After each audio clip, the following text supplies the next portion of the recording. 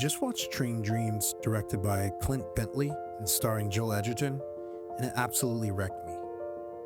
No big speeches, no sweeping monologues, just time. With my birthday coming up, I always get a little existential.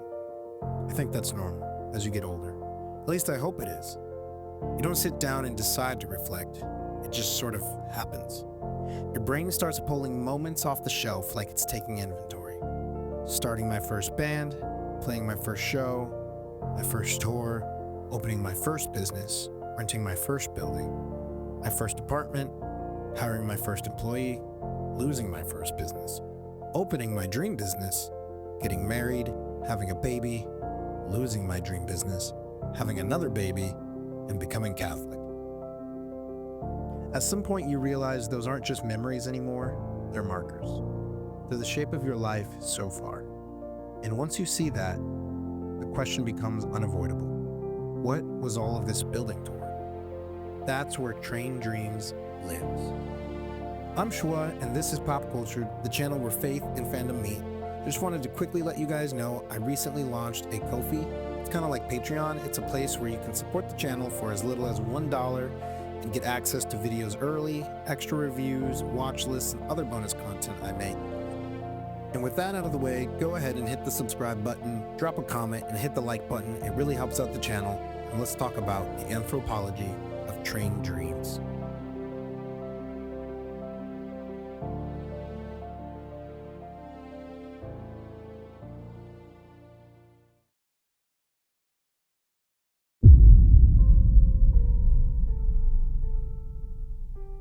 Train Dreams is a meditation on time moving through a man. Not time as dates on the calendar, but time as erosion, as pressure, as something that reshapes you while the world barely notices. History moves, industry moves, progress moves, and most men are expected to keep pace or quietly disappear. Joel Edgerton plays a laborer who works in logging and railroads. Hard work, physical work. The kind that ages you early and defines you completely. The film tells you almost immediately that this work won't last. The system he helps build will replace him. His usefulness has an expiration date. That's the first gut punch. Because for most men, work is never just work. It's how we measure ourselves, how we justify our existence, how we say, I belong here. You build, you provide, you endure, and if you're lucky, you leave something standing behind you. This is where the film brushes up against something deeply anthropological and quietly Catholic. Masculinity isn't about dominance. It isn't about conquest. It's about responsibility, stewardship, taking something that isn't you, land, family, craft, tradition, and bearing its weight fully and faithfully. Catholic thought takes this instinct seriously. A man is meant to pour himself out for something beyond himself, even when it costs him, even when no one notices. Train Dreams asks the uncomfortable question most men eventually face: what happens when the thing you built disappears? Railroads get replaced, forests get stripped and burned down, towns rise and vanish, the frontier turns into nostalgia.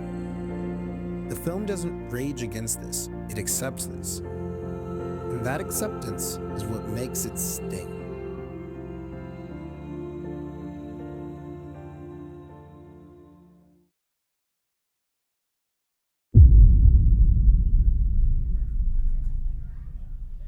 Then there's grief. Not the cinematic kind, not the version that comes with swelling music and a neat resolution. This is grief that just stays. The kind you carry while everything else keeps moving. The film understands this in a way that felt uncomfortably real. Most men don't process grief publicly. We absorb it. We keep moving. We let time pass through us and hope meaning settles somewhere along the way. That hit close to home. I remember when my mother died of stage 4 cancer when I was 19. You might expect I'd have been completely undone, and for a moment, I was. I remember driving home from the nursing home and sitting in my room crying, having no idea what came next. Eventually, I did the only thing I knew how to do. I worked. I went to the movies with some friends, then I went back to our DIY recording studio, and and I edited photos. I built. I stayed busy. That year was one of the most productive as an entrepreneur I've ever had. I paid my rent through photography and studio work for the first time.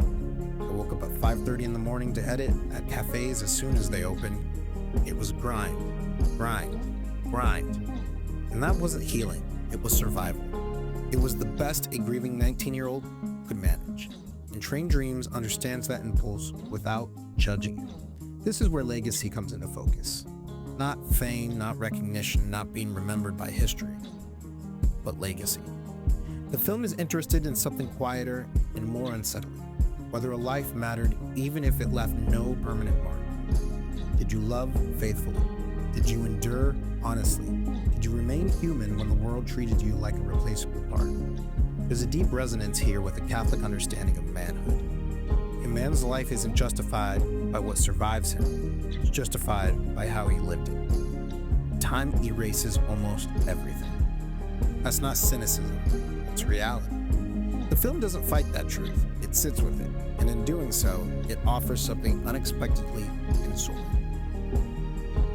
Your life isn't a highlight reel. It isn't a legacy project. It's a series of moments, endured, offered, mostly unseen. And that doesn't make it meaningless, it makes it heavier, more sacred, and ultimately, more human.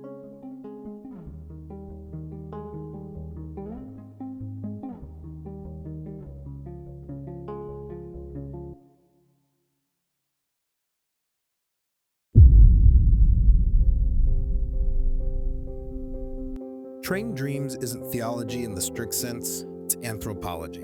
It's a meditation on what it feels like to be a man inside of time, watching the world move forward, wondering what remains when the noises fade.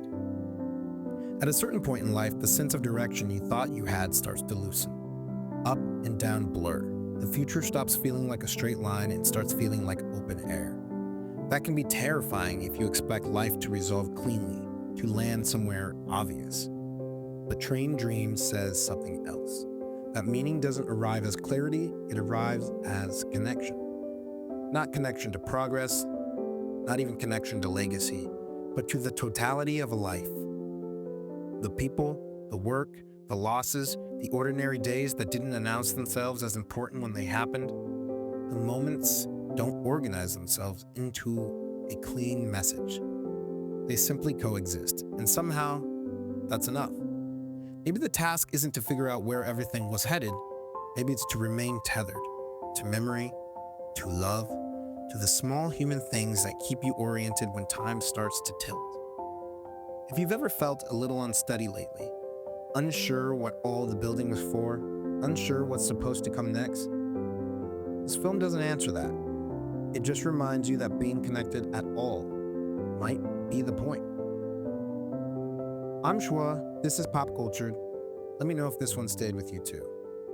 As you may know, I recently launched my Ko-fi page. It's a great place to support the channel and get early access to videos, exclusive content, and digital content like Catholic artwork, my handpicked watch list, and my thoughts on new movies and TV that I don't have time to make videos about.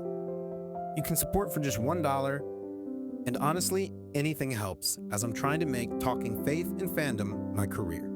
As always, peace be with you. Thanks for watching.